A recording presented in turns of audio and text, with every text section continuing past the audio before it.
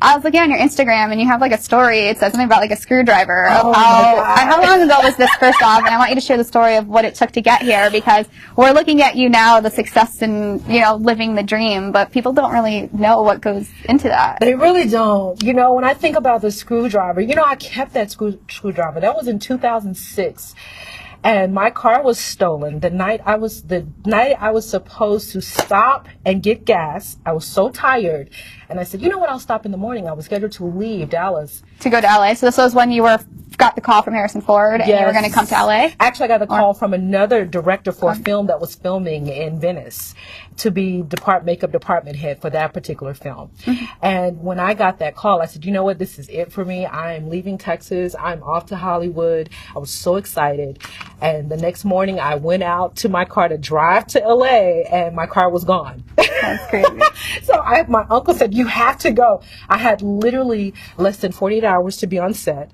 The production company had no idea that I was from Texas, that I was in Texas. Oh my God, that's what happens when you have a dream. You don't always tell them all the details. Right. You're like, can you be there tomorrow? You're like, yeah, yes. I'll be there tomorrow. And I'm thinking, oh my God. So my car was gone, and they found my car on the side of the road because the thief ran out of gas. That's crazy. So my uncle said, you know what, you gotta go. He gave me a screwdriver, he stuck it in the ignition, and he said, no matter what happens, don't let that screwdriver fall out. So I drove from Dallas all the way to LA with the screwdriver, holding it for like 26 hours, just rolling. And I pulled up to set with my kid, like, hello, I'm here. Like, nothing's wrong. You got here.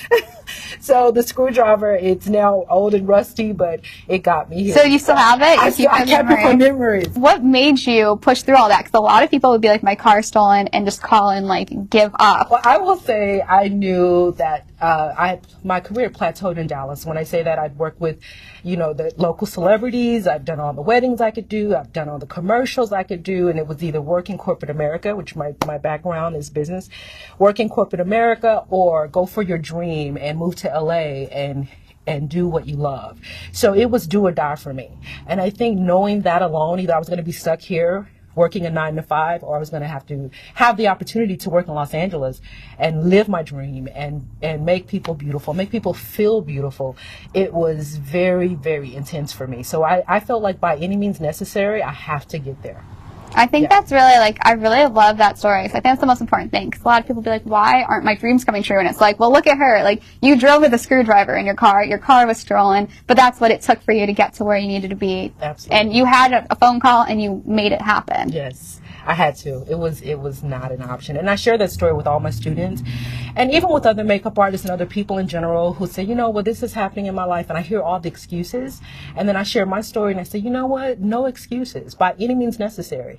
I drove all the way by myself for over 26 hours alone, a young single female with a screwdriver holding it, and of course my hand was like, wait, so you held it for the 26 hours? Because if it had fallen out, the way the guy had popped the ignition column, if it had fallen out, the car was going to fall down. So you didn't even like sleep? You just drove straight? I had to. I was so afraid that if I turned the car off, I wouldn't be able to turn it back on again, and I wouldn't make it to LA. That's crazy. So I drove the entire time. I stopped for coffee, left the car running, and I'm like holding it in the drive-through at all the little Burger Kings along the way. That's crazy. Yeah, it was interesting. My hand hurt for a very long time, but you know what? I got here. I walked on set. It was so worth it. And me and that particular director, Billy Joseph, we've remained friends, and he's dynamic. Does he know that story now? And he knows now that it's on Instagram. He's like, what? Because he thought I lived in LA. He didn't even know. He didn't even know. And I said, I'm not telling. But now he worked out, and he probably has more respect for you after hearing that story. He definitely has a lot of respect for my passion and my drive.